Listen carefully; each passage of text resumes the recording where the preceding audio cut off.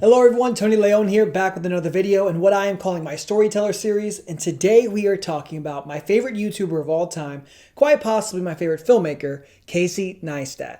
I've been a fan of Casey since before he started his vlog. In fact, his Nike campaign, Make It Count, was a huge inspiration to my vlog that I made last week.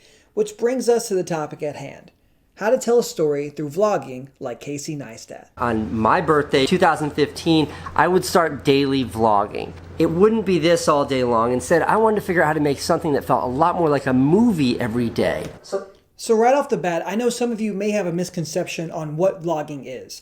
I know the definition can be a little fluid, but for me, vlogging is any lifestyle footage that is not intended for traditional media. So let's say we see you boarding a plane on IG, then you're vlogging. If we see you boarding a plane on TV, then you're in an ad. I know that's oversimplifying things, but what really makes vlogging interesting is the fact that you can utilize some of those filmmaking techniques to enhance your own story.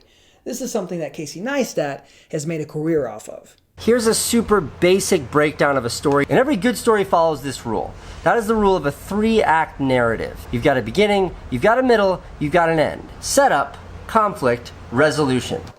Your narrative can also benefit by using these story structures within your own videos. Casey said it best here. The most important thing is, of course, the story. You can also better your storytelling by following basic vlog techniques like highlighting the most active part of your day, because this is the action that will draw your audience in. But let's say your videos primarily consist of you sitting in a chair and talking to camera. Well, there are still ways to make this format exciting. Maybe it's setting the scene up with a coffee montage, or filming what you deem mundane from a unique perspective, or maybe adding footage that we don't normally get to see. Because for the people that watch your videos, this is going to stand out to them because this is different, this is new. I checked into a hotel room and ate In-N-Out, and I was able to piece that within the story that I was trying to tell. So the worry that your life isn't interesting enough to film is just limiting your imagination and creativity. Probably the most important thing to succeeding, whether it's in the vlog game, the YouTube game, or in the creative space at all, is this. You have to have your own thing. So if you follow this video perfectly and you make the most perfect Casey vlogs, you will have failed before you've begun. They don't want to see your Casey vlogs. They want to see your vlogs. They want to see what you can bring to the table. This is the pièce de résistance. I can't say that any other way. I am aware that I have been filmmaking for the last 6 years, and you watching this may be very early in your journey. When I first started, I'm an actor, so I liked being in front of the camera, right? But being behind it was super intimidating to me, which is why it took me so long to make this channel look the way that it does. But naturally, you are going to find inspiration from these bigger creators, like a Casey Neistat, like a Peter McKinnon, or a Matt Diavella, right? Because you may not have a baseline of what a good shot looks like yet. My first crack into filmmaking was supposed to be this epic travel vlog.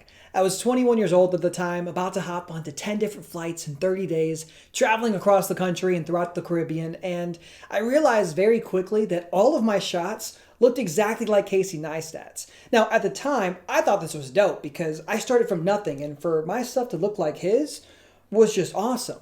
But then I realized throughout editing the second or third video that there was no substance there. Sure, I had this great travel footage to look at, but it was missing that human element. I wasn't really talking to camera. I wasn't doing any voiceovers.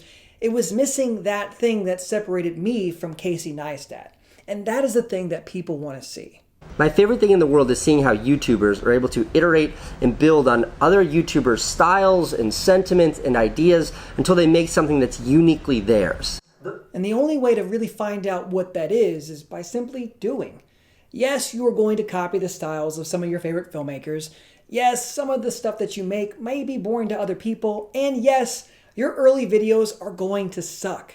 But all of that is going to play a huge role when it comes to finding your voice and telling your story. Thank you guys so much for watching. If you were still intimidated to jump in the ring, don't worry, it is completely normal. Just know that your failure today will lead to your success tomorrow. Practice makes perfect, right? And one of the easiest ways that I got to practice was actually playing around on Instagram's story feature, because you can shoot your epic there, and guess what?